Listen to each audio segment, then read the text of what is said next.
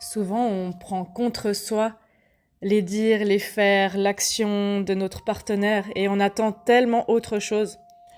Et on est touché, affecté dans ce qui est en train de se passer. Et à ce moment-là, en fait, j'oublie parfois que l'autre ne fait pas les choses contre moi, mais que l'autre fait les choses comme il ou elle peut les faire à l'instant T. C'est important de se rappeler que quand on est blessé, que quelque chose nous touche, on est dans l'ego, on est auto-centré dans notre blessure. Il n'y a plus rien d'autre qui existe, ça prend toute la place.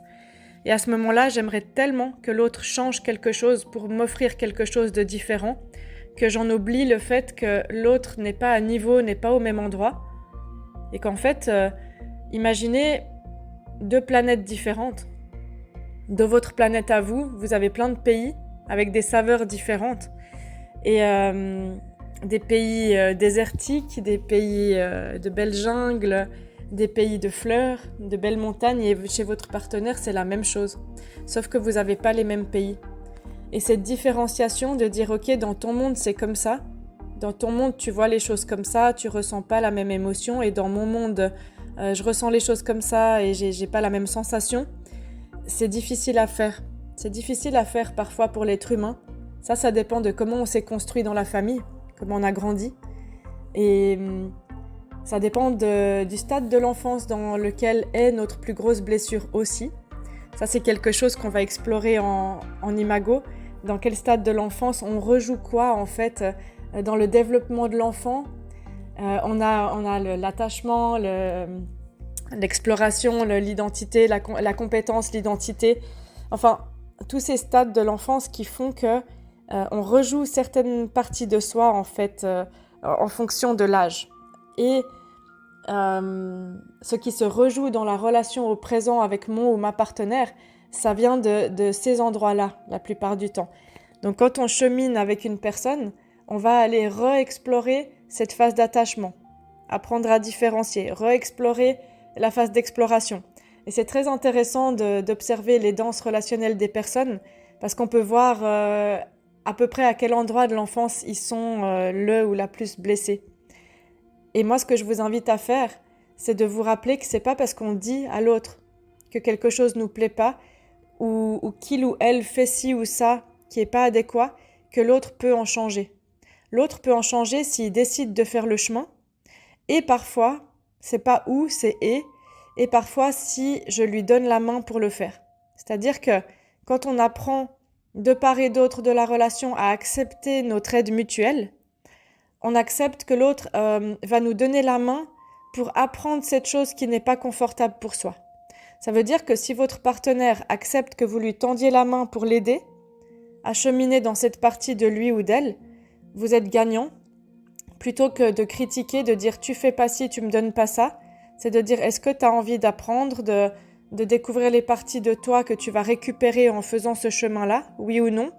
Si la personne a envie, elle va venir explorer votre monde et elle comprendra que en changeant les choses, elle va récupérer des pépites d'or, elle va faire sortir certaines de ces parties perdues qui avaient été enfouies dans l'enfance. Et ça, on ne peut pas faire le chemin à la place de l'autre. Par contre, c'est un beau chemin quand les deux s'engagent à faire ce chemin-là. Mais de vous rappeler que l'amour inconditionnel, il n'existe pas. Aimer, c'est pas ne pas avoir de limites. Donc bien sûr que votre partenaire a des choses qu'il ou elle ne sait pas faire. Bien sûr que vous avez des limites, que vous n'êtes pas obligé de tout accepter, de tout subir. Par contre, ce qui est intéressant, c'est comment on se dit les choses. Quand je suis touchée et que je me rappelle plus en fait que l'autre personne n'est pas tout puissant, toute puissante à me sauver en fait, je vois aussi que l'autre est vulnérable, est fragile, a des blessures, a des difficultés. Même si de mon côté dans mon monde, je vois tous les trésors que l'autre a dans son monde et que parfois j'oublie que la personne, c'est pas Wonder Woman, c'est pas Superman. Souvent, les gens sensibles ont l'habitude de voir tout le potentiel de l'autre à l'intérieur. C'est-à-dire, je vois tous tes trésors, waouh, tout ton coffre au trésor. Mais en fait, je vois pas que là, au présent, dans la réalité concrète, je vois pas que l'autre personne, elle est pas encore prête à déployer tous ses trésors ou à les voir elle-même, à l'intérieur d'elle-même. Et c'est là que des fois, on ne différencie pas. C'est là que des fois, je ne comprends pas que l'autre n'arrive pas à faire un truc qui pour moi est simple, par exemple, parce que je vois son potentiel. Mais dites-vous que le potentiel qu'on a à l'intérieur de soi, c'est un vœu seulement avec soi-même d'aller le débloquer. Et le vœu avec soi-même, il peut participer à la demande d'aide, c'est-à-dire que je peux commencer à faire le chemin d'aller visiter ça en moi, et oui, je peux aller demander de l'aide pour le faire, mais ça c'est individuel cette décision, je peux pas le faire à la place de l'autre. Je peux pas décider que l'autre va demander de l'aide ou l'accepter, ou avoir envie de faire le chemin. Ok ? Donc tout ce qui change, c'est vraiment la manière dont vous vous dites les choses, dont vous abordez l'expression des besoins, et la manière dont vous approchez la blessure de l'autre.